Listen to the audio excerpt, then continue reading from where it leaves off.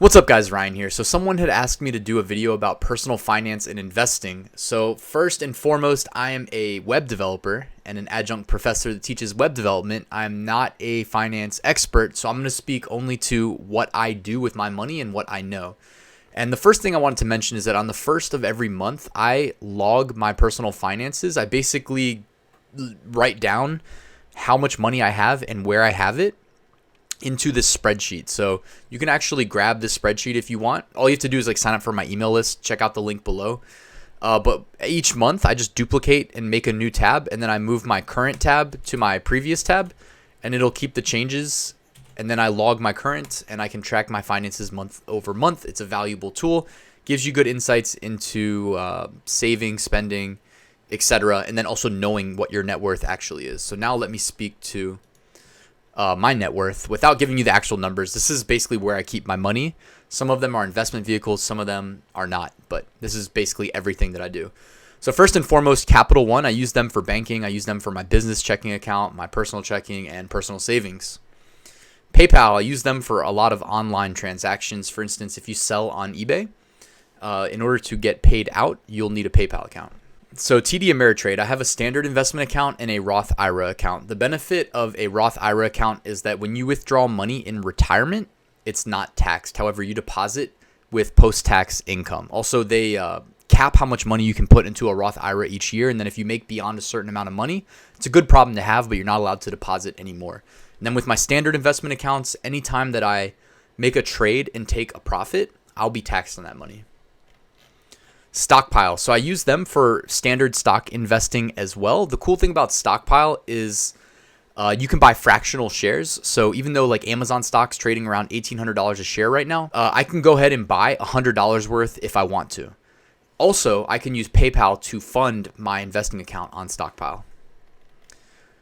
Robinhood is great because it is so simple to invest. I mean, literally, if you haven't invested, if you've never bought a stock in your life, Robinhood is the easiest introduction to investing that I can think of. Now, Robinhood also allows you to buy cryptocurrency, so that's been great. I do hold some Bitcoin on the Robinhood app as well, and there are no fees. So if I invest in TD Ameritrade, I pay $7 per trade. So $7 to buy, $7 to sell.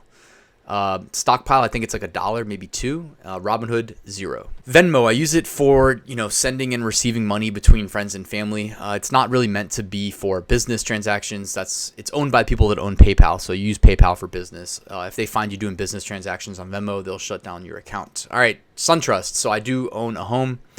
I log what percentage of my mortgage is liquid and can be attributed to my net worth. The majority of it right now is going towards paying off principal, paying off the loan, paying off insurance, and whatever else.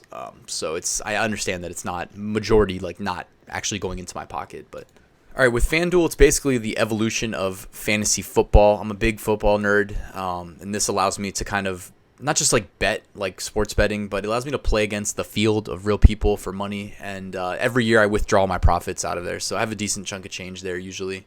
So I log that as part of my net worth. Paychecks. So this is what my 9-to-5 job uses for the 401k program. So we don't do matching 401k, unfortunately, but I can still contribute to my 401k retirement plan with pre-taxed income. I take a little bit out of each paycheck and put it towards that. Vanguard I use for my traditional IRA. So the deposit itself can be tax deductible if certain conditions are met when you contribute to an IRA. I use Vanguard. Their mutual funds have been great thus far, and opening an account was super easy. Did it online, no problem. Fetcher. So this is a tool that I use for my Amazon Seller Central Profit Analytics, and I log the value of my inventory that sits at Amazon warehouses each month. And Fetcher makes it quick and easy. It's like a central location that I can reference to get that number. Navy Federal. So I use them for a CD. I mean, this is, can change in the future. But I think I had money tied up there for 6 months at a 3% return, give or take. And that's just, putting my money to work through a safe investment vehicle. It's not like the stock market where it's a little bit volatile, or crypto where it's very volatile. This is just going to give me that 3% return no matter what. Speaking of crypto, Coinbase and Cash App. So I actually use both of these to buy cryptocurrency. Coinbase probably more well known. Also, by the way, I mean, I'll be upfront about it. I only buy Bitcoin. I don't buy any other cryptos. Believer in buying number ones, like the most recognizable top of the food chain. So I like Bitcoin, and that is what I own. I own some in Coinbase. I own some in Cash App, and I own some in my Robinhood app. And then last but not least, my Amazon Seller Central balance. So when you sell on Amazon, they don't just like pay you right away. On eBay, if you sell something, you get paid via PayPal right away, and then you can go ship it to the customer. With Amazon, they don't know if people are going to have returns, and they don't want to get burned for letting you sell on their platform. So they'll hold your money for a couple weeks before they pay you out. So I usually have, a couple, 10, 20,000 there waiting in my Amazon balance when I log in. That is money that is attributed to my name. Therefore, I log it on my monthly spreadsheet. And when all is said and done, the number I get here, the net worth column, is what I am worth, liquid. And I don't put things like the value of my car or anything like that. I just think about like if I needed cash, where I could turn to get cash pretty much immediately. And that's pretty much it, guys. This isn't like an in-depth, like me telling you stock tips or anything like that video. Really just, and I can maybe make, if you guys like this one, I can make more finance and investing related videos, talk about stock, talk about crypto in the future.